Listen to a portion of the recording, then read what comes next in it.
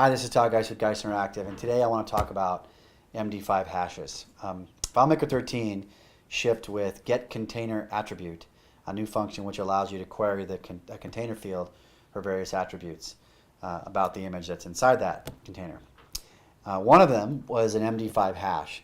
I'm not going to go into details at all about hashes, except to say that the basic idea is that for any given input, there is only one. There is a unique hash or string that is created or digest that matches that input.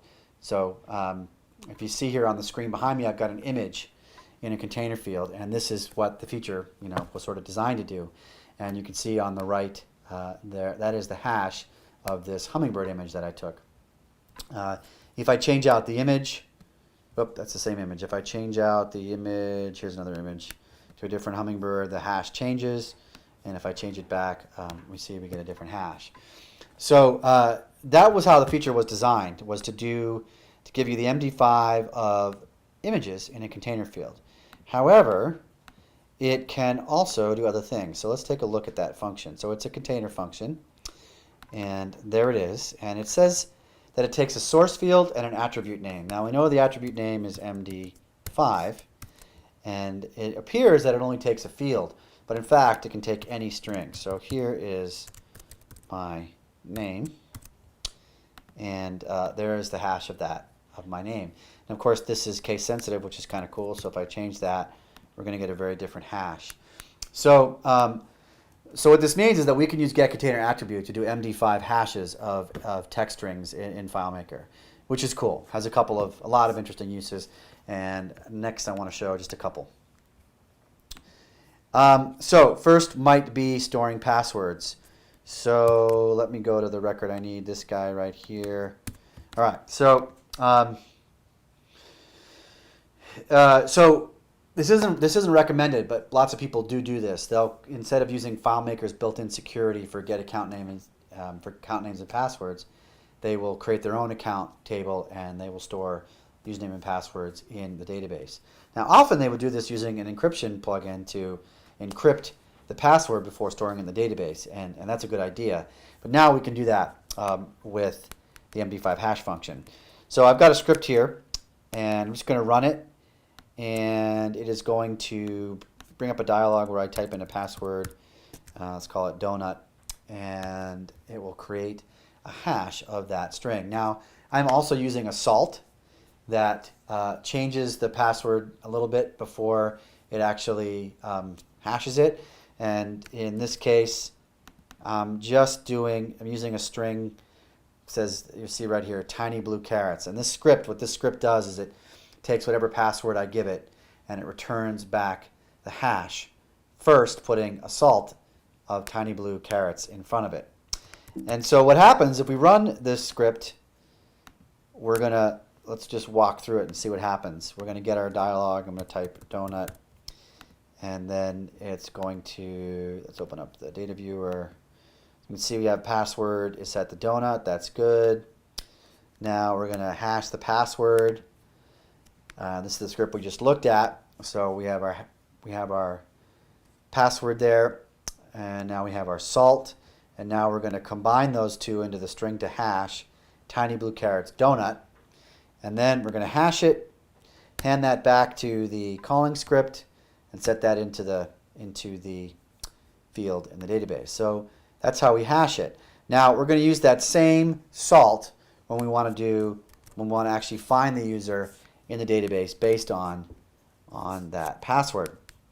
So here, let's run this script, which will bring up a dialog where we enter in the email and password. And normally you'd have the password, of course, set to only show bullets, but in this case, for the demo, to make it a little easier, we're just going to do that. And so we were able to find that database in the record based on the hashed password.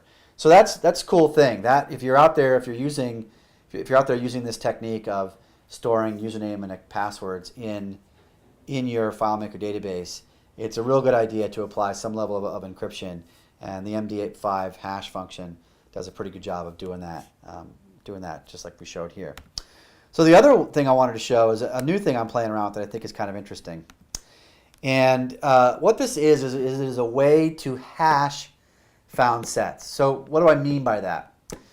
And why? Why do I care? Well, sometimes there are things that you do in FileMaker on a found set that might take a while to do. And it would be nice if you knew if anything changed in that given found set before you did that. An example might be, let's say you have a very complex report that you run and then store.